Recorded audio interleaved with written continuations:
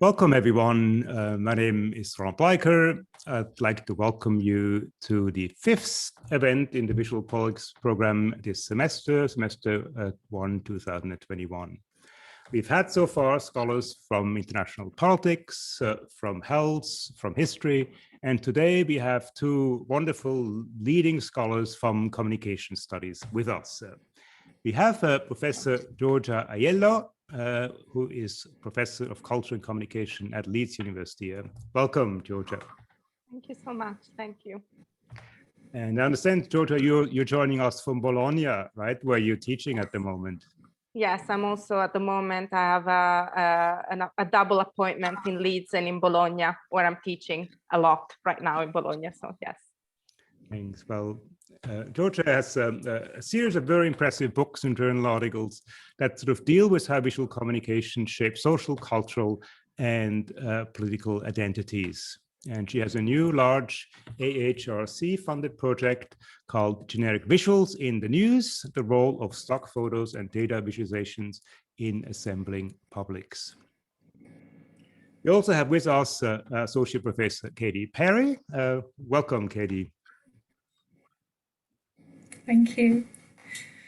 Katy is Associate Professor of Media and Communications at University of Leeds, and she is the author of a series of books and articles, fantastic ones, that look at the role of media and visual representations in various contexts, from war to humanitarianism and democracy.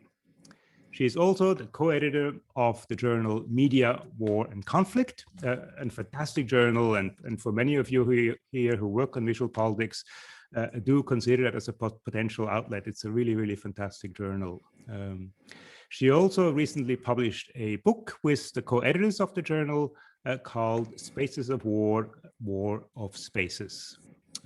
But today we are here to discuss this wonderful co-authored book that, that Giorgia and Katy had done together called Visual Communication, Understanding Images in Media Culture. I had the chance to encounter this book when I reviewed it for the International Journal of Press Politics for a special issue on visual politics. And I absolutely love the book. It's a fantastic book, in part because it's very, very unusual. It's sort of a mixture between a textbook and a research monograph. It has from a textbook a wonderfully accessibly written style that really pulls people in, that allows a range of readers to kind of follow the key issues around visual communication.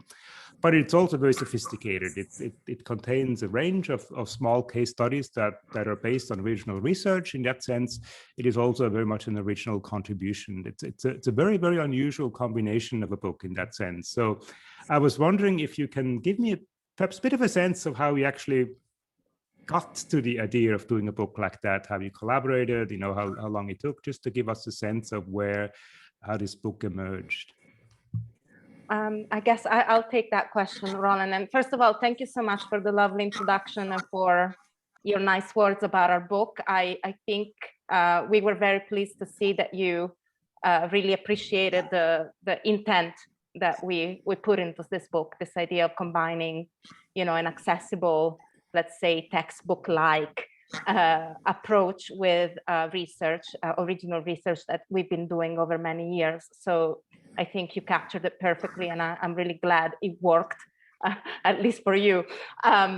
So the book, as you know, a history that pretty much relates to the history of our relationship, you know, of Katy and I as colleagues, and also I would say as friends. So Katy and I have known each other now for about 10 years. We've been colleagues at the University of Leeds for that long. And from the beginning, we've been both teaching and doing research in, I would say, complementary areas of visual communication. So as you know, Katy is very much a political communication scholar, but definitely with a visual focus. And also she's been doing quite a lot of work on war and media, so conflict imagery.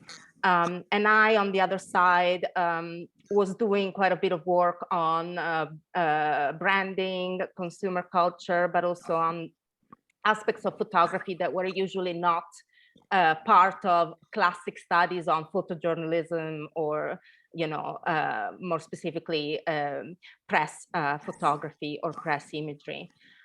So I think we, from the very beginning, shared mutual agreement, shall we say, a shared agreement on how and why visual communication matters.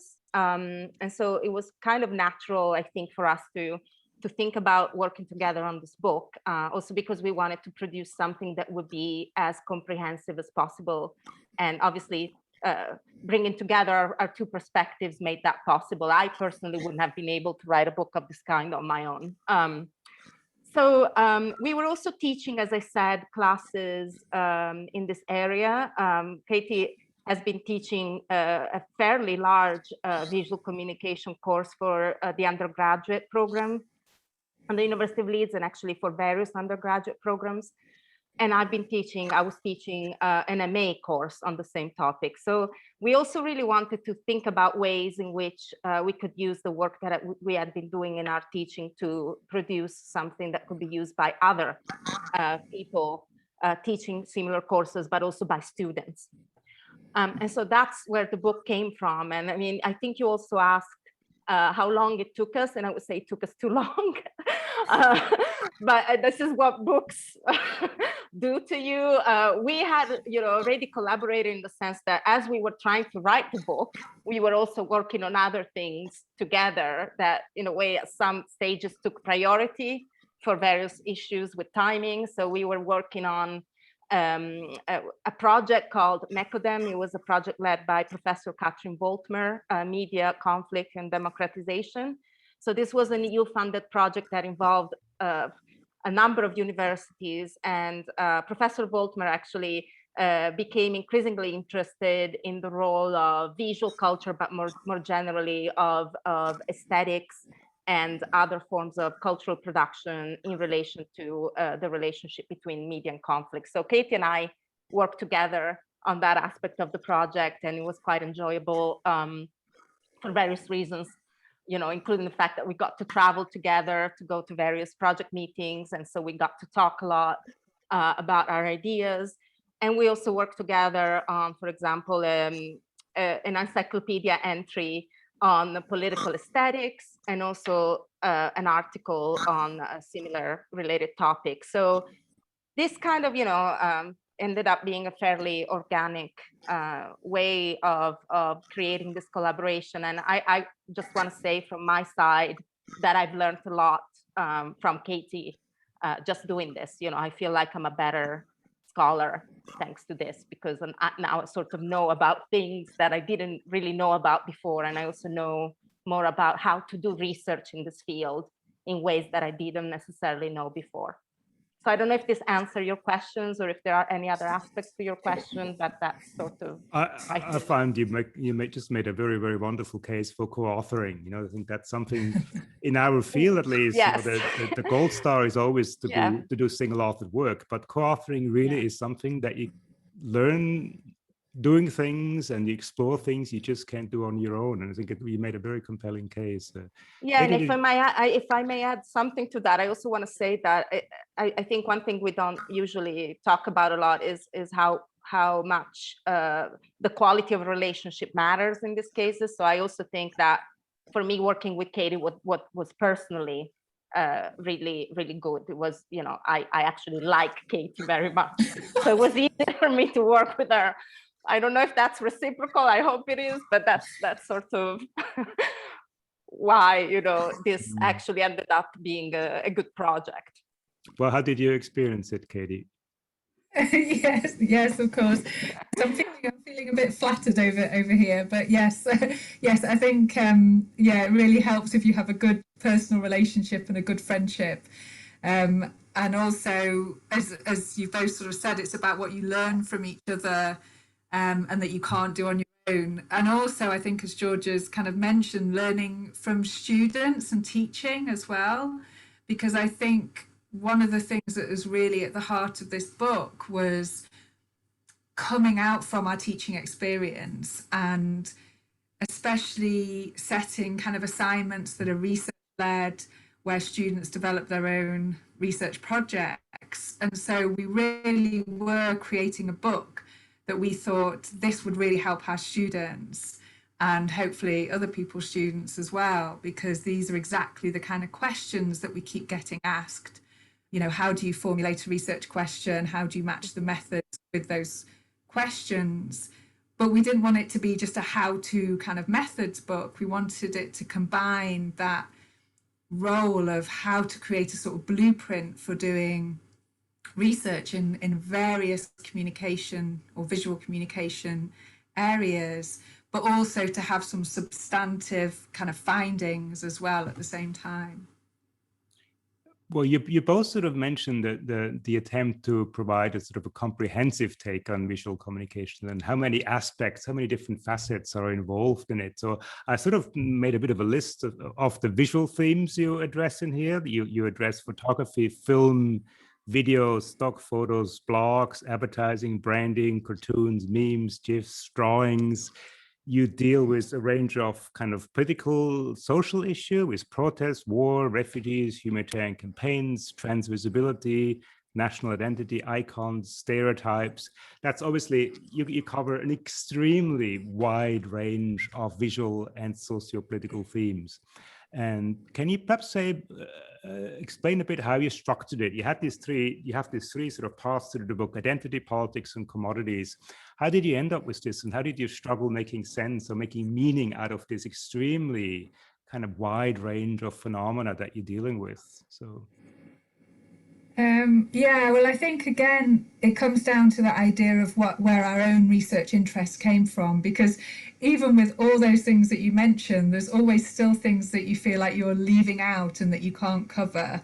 But we really felt that those three ideas of identities, politics, and commodities were things that not only mapped onto our own research interests, but were very much also coming out of work such as Practices of Looking, Stuart Hall's work on representation, these kind of key texts that we were also influenced by. So we wanted to combine that idea of being able to cover the insights from communication and media, but also cultural studies. And we felt that these three areas were really the kind of key lines of inquiry, but of course they also overlapped. So of course, even though we've separated it into those three things, we also do see them as kind of overlapping and intertwined as areas as well. So really it was, you know, what do we think are the most interesting kind of case studies to look at, and how, and working with our own kind of areas of expertise as well. Did you want to say a few words on that, Giorgia? Yeah, I mean, I think Katy actually explained it really well, but I can also add that, yeah, we felt that those three areas were also the key areas in which visual communication research had made a substantial contribution to media and communication studies as a whole. And so that was also a way for us to show the breadth of our field that, you know, historically had been a bit of a subfield or a marginalized field in communication, media and communication studies. It was almost like a, you know, a quaint area of study in a way. I would say that has changed, obviously, thanks to many people that do amazing research in this area. But I also think it was important for us to show that actually visual communication research had done a lot across areas that were important to media communication studies as a whole. Now, one of the aspects I found fascinating when I read your book, I flagged that in my review of the book, but you also mentioned it in the introduction, that is, you are trying to conduct cross-disciplinary, interdisciplinary work, but you also say that ultimately you are very much sort of bound by the discipline you are in, by communication studies. And when I sort of read your book, you know, I realized you basically deal with many of the same issues I struggle with in politics, in visual politics. And we deal with many of the same authors. You mentioned Stuart Hall, or maybe Lilia Choriaki, a number of authors we both sort of draw on. But at the same time, you clearly enter these debates in somewhat different ways because you're shaped by different disciplinary conventions, citation conventions, writing conventions. I would be very, very keen to hear a bit more about how you sort of navigate that struggle between interdisciplinary work, which your book clearly is, but also the constraints of disciplines and how that sort of shapes your writing and your activities around that. Katy, shall I start? Then Yeah. I think we both can say a few things about this. I mean, well, I guess, yeah. I mean, in part, this is a choice that was in part practical. Obviously, we couldn't just simply write about everything visual or everything that has ever been said across disciplines about the visual. In part, it was also a bit strategic, obviously, because we are in media and communication studies as scholars. Those are our networks. Those are our sort of communities of reference. But I would also say that that offered, I think, a framework that was quite good for us because it really helped us to structure our thinking. You know, both Katy and I have areas of interest, you know, that we care about, but that pretty much, you know, exceed the confines of media and communication studies. So, as you know, Katy is quite keen on, you know, IR herself, or you know, politics more broadly intended.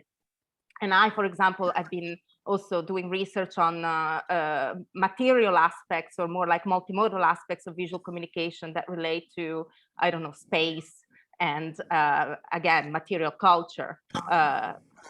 But we felt that actually, you know, using a framework that constrained us in a way actually helped us think through some of the issues more in depth. And we also managed to engage with some debates in media and communication studies that we had felt had been a bit problematic in relation to images. So in media and communication studies, there was a move to sort of break away from issues of representation and issues of meaning, to just think more specifically about the socio-technical aspects of media culture, and also aspects of infrastructure, but also just aspects of practice. And so we felt it was important to just kind of engage with some of these debates and bring a focus back onto the image as such, but also doing that while also thinking about some other aspects of media communication, like practices, like context, like technologies. So we thought it was a very productive way for us to, in a way, engage in a debate that had been a bit, you know, heated, but also a bit problematic for us, or at least that's how I felt. And I thought that is something that helped. It was a bit cathartic in that way. It helped me get through some of the issues that we had been dealing with for a few years in relation to colleagues in media communication studies that were making some claims that you know, how can I say, made us move away from images and more kind of think about practices, but in a way that was sort of detached from images as such.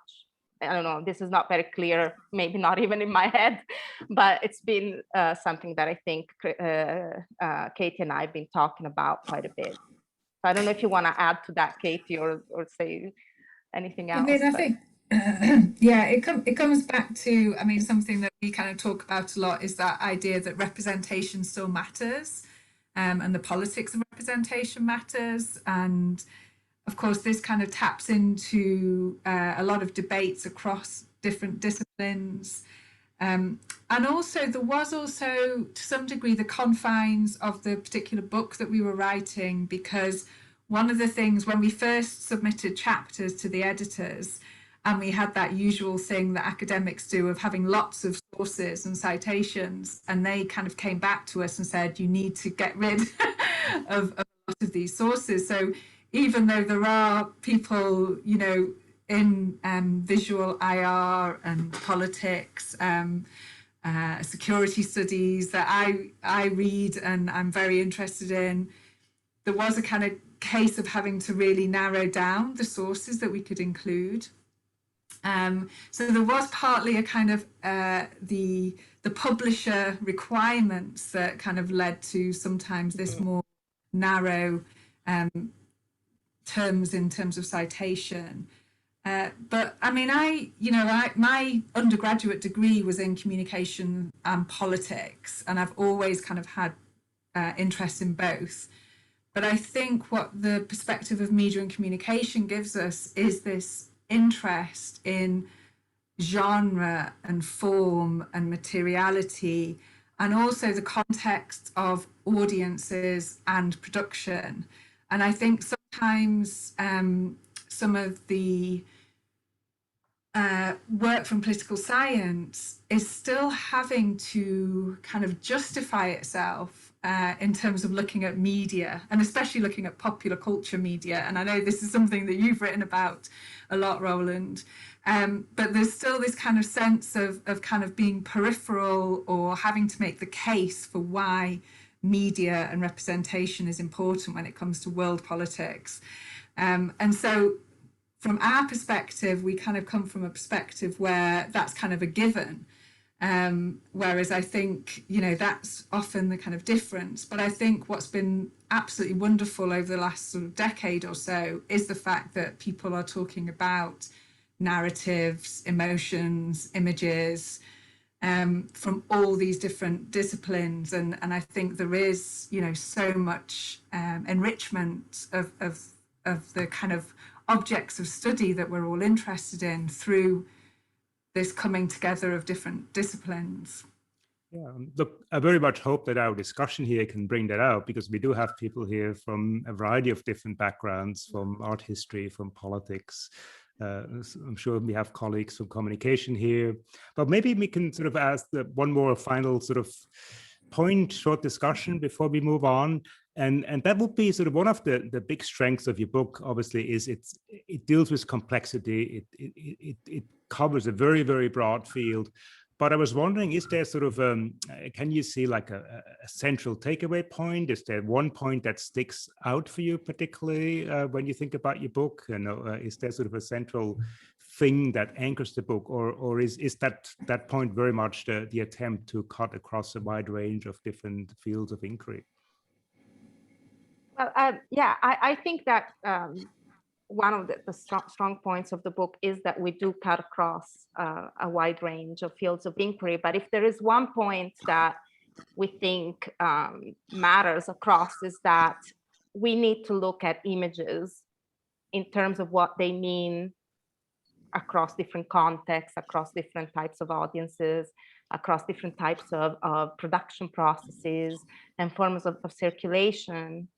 And that images are both full of potential and full of problems. So what we really, I think, meant to do with the book, and what we've also written in the book, is that we are really looking to promote a genuine engagement with images, and also with the centrality of images in culture more broadly, obviously media culture more specifically, but that we would like to encourage people who are interested in research on images specifically, and visual communication more broadly, to move away from this kind of culture of suspicion. Images are bad, they're always bad, whereas anything that is around the images, like text, like language, is actually something that goes deeper into issues.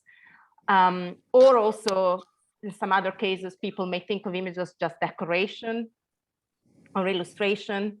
And so we want to actually propose an approach that shows all the different ways in which images actually can be both problematic, or actually full of potential, or actually, generative or productive in society. So that was kind of the aim.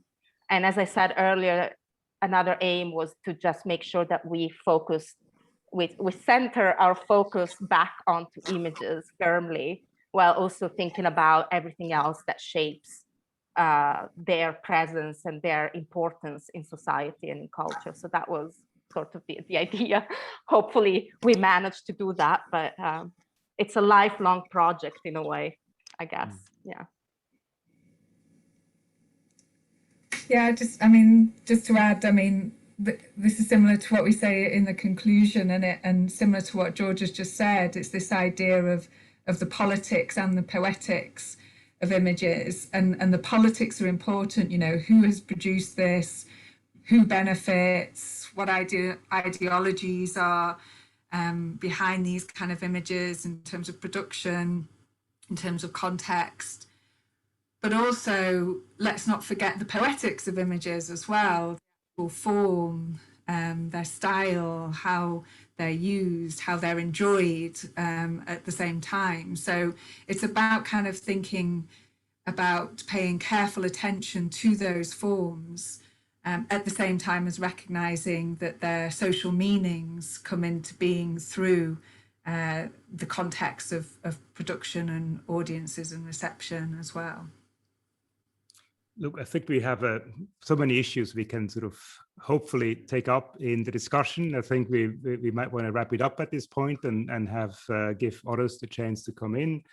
But for now, just huge thanks and huge congratulations, Giorgia and Katy, for an absolutely wonderful book. This is, if some of you haven't read it yet, many of us who are here now will have read it in preparation, but if you haven't, I do strongly recommend it. It's an absolutely fantastic book, and congratulations and thanks again for joining us, to both of you. Thank you so much, Roland. This has been really enjoyable. Thank you. See you soon.